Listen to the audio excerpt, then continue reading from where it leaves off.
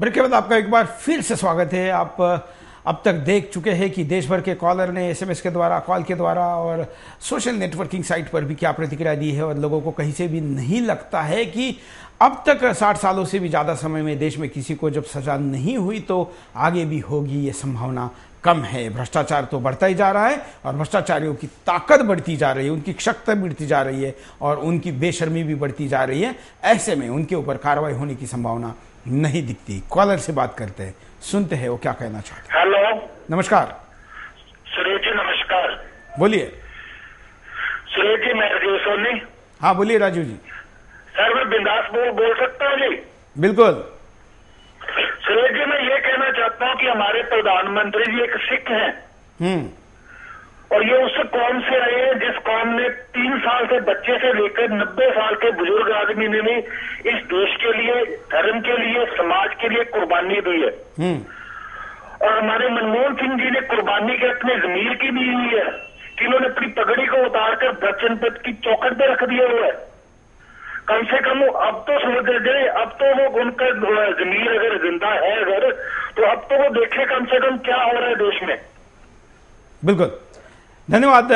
आपने जो टिप्पणी की, निश्चित तौर पर हम ऐसी जातिवादी टिप्पणी के आधार पर कोई कमेंट नहीं करना चाहते, लेकिन एक बहुत बड़े ऐसे पंथ को निश्चित तौर पर मनमोहन सिंह जी ने नाराज और कुछ हद तक शर्मसार किया है। मनमोहन सिंह कैसे होने चाहिए, इसके ऊपर हम एक आपको वीडियो दिखाना चाहते हैं जो सोशल नेटवर्किंग साइट यूट्यूब पर काफ़ी चल रहा है। जो बात हमारी स्कॉलर ने कही, शायद इस वीडियो के लिए वो ज़्यादा होगी कि एक सरदार प्रधानमंत्री इस देश का कैसा होना चाहिए, सिंघम जैसा। देखिए।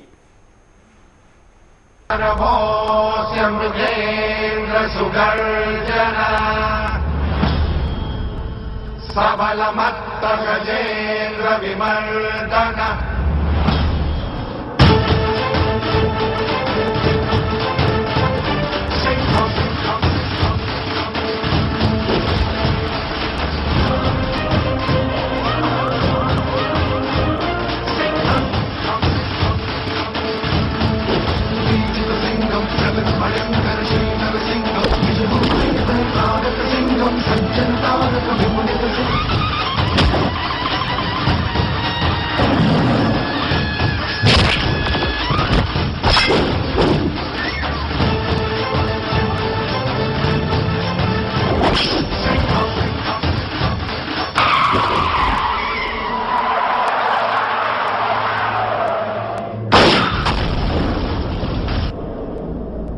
जिसमें है दम तो वक्त ब्राउ सिंघम। तो ये सरदार प्रधानमंत्री ऐसा होना चाहिए, यही अपेक्षा शायद स्कॉलर की थी और इसलिए उन्होंने बड़े दुखद मन के साथ प्रधानमंत्री के ऊपर ये कमेंट किया। जिस दिन इस देश को ऐसा प्रधानमंत्री मिल जाएगा, ऐसी हिम्मत वाला, भले ही इतना छोटा काम करने की उसको ज़रूरत ना हो, क्योंकि उसके पास अगर इतना बड़ा हौसला, इतनी हिम्मत और ईमानदारी होगी तो देश का आम पुलिस वाला भी सिंघम बन जाएगा। तो इस देश में राजा से लेके दाऊद तक के सारे लोग अपने आप को जेल में खुद लेके आएंगे। हम कुछ कॉलर से और बात करते हैं। हेलो, नमस्कार। हाँ जी, मैं आनंद भंडारी बोल रहा हूँ, झारसुगुड़ा, उड़ीसा से। बोलिए आनंद जी। हाँ जी, मैं यही बोलना चाह रहा हूँ कि ये कांग्रेस कोई पार्टी नहीं है। आप देखिए, इनका जो ब्यूरोक्रेट को ये प्राइम मिनिस्टर बनाए हैं, फॉरेनर को इनका प्रेसिडेंट है। ये कोई पार्टी नहीं है, देश की पार्टी नहीं है, फॉरेन की पार्टी बनी गई है। और मैं एक चीज बोलना चाह रहा हूँ, ये जो करप्शन को लोग समझते नहीं, लोग सोचते कि वो खा गया, मेरा क्या गया।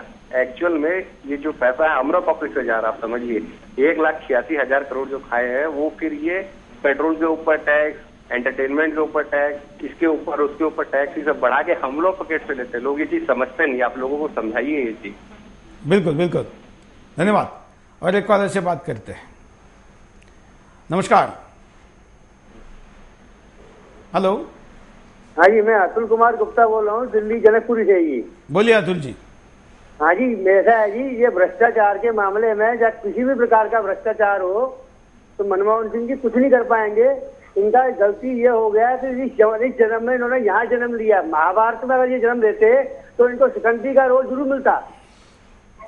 शिखंडी के सहारे से सारे भ्रष्टाचार होते रहेंगे और कोई किसी पर इल्जाम नहीं लगा सकता है। ये तो बेचारा आत्महत्या भी नहीं कर सकते। तो क्योंकि नेता तो इस्तीफा देते हैं परंतु नौकर कभी इस्तीफा नहीं देते हैं। और ये इलेक्शन लड़के तो आए ही नहीं है। बिल्कुल, नौकर को तो सस्पेंड करना पड़ता है, डिसमिस करना पड़ता है, निकालना पड़ता है। मनोज जी, बड़ी बड़ी कड़ी टिप्पणियां आपने कार्यक्रम के आखिर में सुनी। अभी इसके पिछले कॉलर ने, मैं उनकी टिप्पणी से बहुत ही 100% सहमत हूँ। एक फॉरेनर प्रेसिडेंट और एक नॉन पॉलिटिकल पर्सन, एक ब्यूरोक्रेट या इकोनॉमिस्ट जो भी कहे, वो है देश का प्राइम मिनिस्टर। मनमोहन सिंह काफ़ी बोले, बड़े ओजस्वी भाषण दें, ये इसकी कोई ज़रूरत नहीं है, लेकिन उनके प्रशासन में, उनके कामकाज में वो प्रामाणिकता जरूर आनी चाहिए थी। जो उन्होंने, ठीक है, उनकी पर्सनल लालच नहीं रही, वित्त मंत्री थे तो वो 1 रुपया अपना वेतन लेते थे, लेकिन जब एक इकोनॉमिस्ट के रूप में भी देश की अर्थव्यवस्था को भी बेहतर चलाने के लिए भी, इसकी एफिशिएंसी को बढ़ाने के लिए, इसके मैनेजमेंट को दुरुस्त करने के लिए उनको corruption free society, corruption free economy, corruption free polity को लेकर जरूर पहल करनी चाहिए। और वो नहीं हुई है, इसलिए उनके खिलाफ ये माहौल बन रहा है। कुछ कॉलर हम कहेंगे बहुत जल्दी जल्दी अपनी बात को रखिए, क्योंकि समय खत्म होता जा रहा है और हम ज्यादा से ज्यादा लोगों को मौका देना चाहते हैं। नमस्कार। हेलो, बोलिए। हेलो। हाँ बोलिए। हाँ नमस्कार। नमस्कार। हाँ, मैं आसिम मैथानी बोल रहा हूँ। कहाँ से बोल रहे हैं? हाँ, मैं कॉलम से बोल रहा हूँ। बोलिए। हाँ, मैं बोलना चाह रहा था कि कोयले की दलाली के हाथ कब सफेद होंगे? अभी काले ही रहेंगे, हर जगह काले ही रहेंगे जब तक हमारे देश का संविधान जो है दोबारा नहीं बनता। अंग्रेजों ने अपने लिए संविधान बनाया था, ये हिंदुस्तानियों के लिए नहीं बनाया था। उन्होंने अपने फायदे के कानून बनाए थे और वही कानून अभी तक चल रहे हैं। ये काले अंग्रेज जो है, ये उन्हीं का काम कर रहे हैं जो गोरे अंग्रेज कर गए हैं।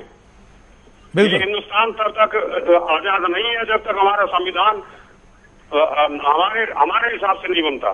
बिल्कुल, व्यवस्था भी एक बहुत बड़ा कारण है। धन्यवाद आपने प्रतिक्रिया देने के लिए। और एक कॉलर से बात करते हैं।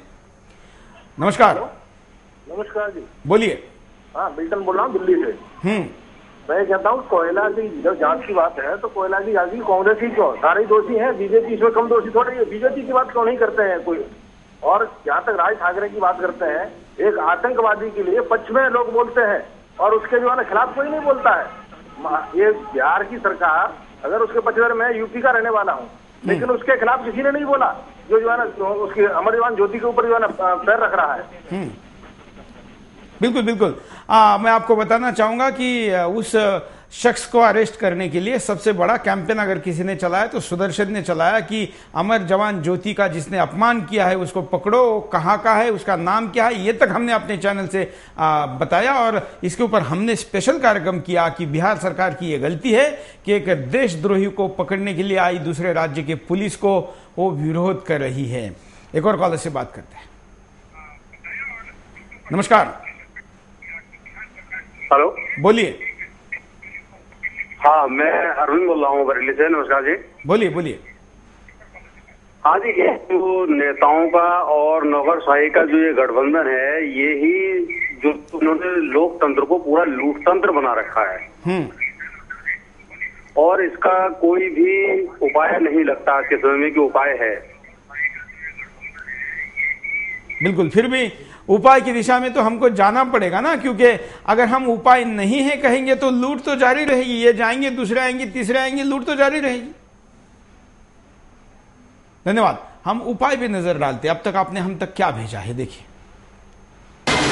सरकार विश्वास योग्य कदम उठाए। पिछले घोटाले को देखते हुए किसी को भी सरकारी कदमों पर विश्वास नहीं रहा, क्योंकि सरकार ने हर तरह से भ्रष्टाचारियों को बचाने की पुरजोर कोशिश की। कोयला घोटाले की शुरुआत भी फजीहत के साथ शुरू हुई है।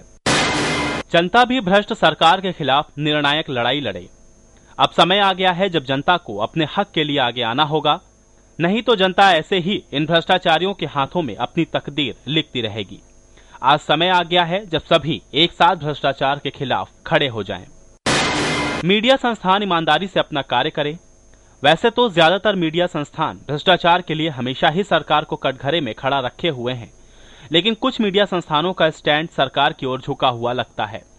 अब ऐसा क्यों हो रहा है, किसके दबाव में ये मीडिया संस्थान काम कर रहे हैं, ये तो सब जानते हैं, लेकिन अब समय आ गया है कि सभी को एक साथ आगे आना होगा।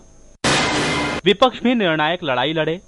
वैसे तो सभी राजनीतिक दल एक ही थैली के चट्टे बट्टे होते हैं, लेकिन विपक्ष का काम है सरकार की कमियों को उजागर करना। इसीलिए अब समय आ गया है कि विपक्ष ईमानदारी से सरकार को भ्रष्टाचार के खिलाफ कड़ी कार्रवाई करने के लिए बाध्य करे। बुद्धिजीवी लोग आगे आए। कैसे सरकार भ्रष्टाचारियों के खिलाफ दोहरा खेल खेल रही है, ये सभी अब जनता के सामने ईमानदारी से आए। लेकिन ये काम कौन करे? अब जनता किसी पर भी विश्वास नहीं करती। इसीलिए जनता को अब केवल कुछ ही बुद्धिजीवी ईमानदारी से बता सकते हैं कि कैसे सरकार दोहरा खेल खेल रही है। मनोज जी, एक लाइन में एक उपाय सबसे प्रखर क्या? देखिए, जो भी पहले तो जितने कोल ब्लॉक बांटे गए हैं, चाहे सरकारी कंपनियों को ही क्यों ना हो, सब बिल्कुल साफ साफ लिस्ट उसकी जारी की जाए। जिन कोल ब्लॉकों पर खुदाई हो रही है उस पर जो है हैवी रॉयल्टी बढ़ाई जाए। जिन पर खुदाई नहीं हुई है उसको निरस्त करके उसको दोबारा कॉम्पिटिटिव बिडिंग में लाया जाए। और यही सीएजी भी सरकार को दोबारा सलाह देने वाला है। हम आपके सामने ये मुद्दा इसलिए नहीं केवल लेके आए कि आपका सरकार के खिलाफ आपके मन में जो खींच है उसको आप कॉल करके बाहर निकालें। हम बड़े ही गंभीरता से इस मुद्दे को लेकर आए। वो उद्देश्य सफल होता दिख रहा है और ये आप इससे स्पष्ट होता भी दिख रहा है कि जो चीज हम आपके ध्यान में लाकर देना चाहते थे कि लोगों में निराशा है।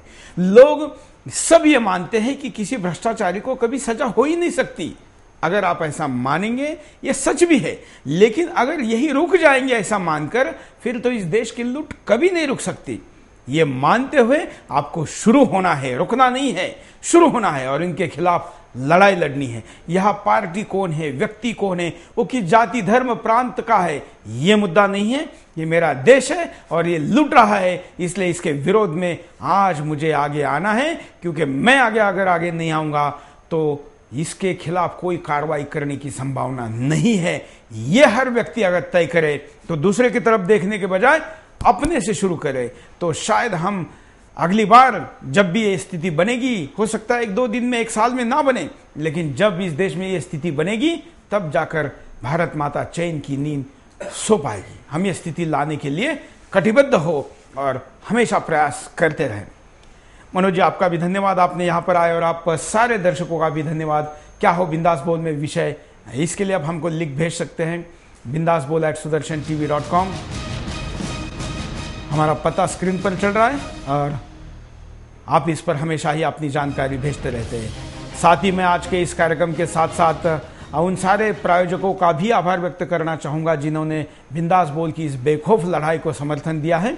व्यक्तिगत तौर पर भी आप ऐसे समर्थन दे सकते हैं और बिंदास बोल को प्रायोजित कर सकते हैं। भले ही आपका विज्ञापन आपको ना चलाना हो, लेकिन इस लड़ाई में आप हमारे साथ दे सकते हैं। आज के लिए इतना ही। जय हिंद।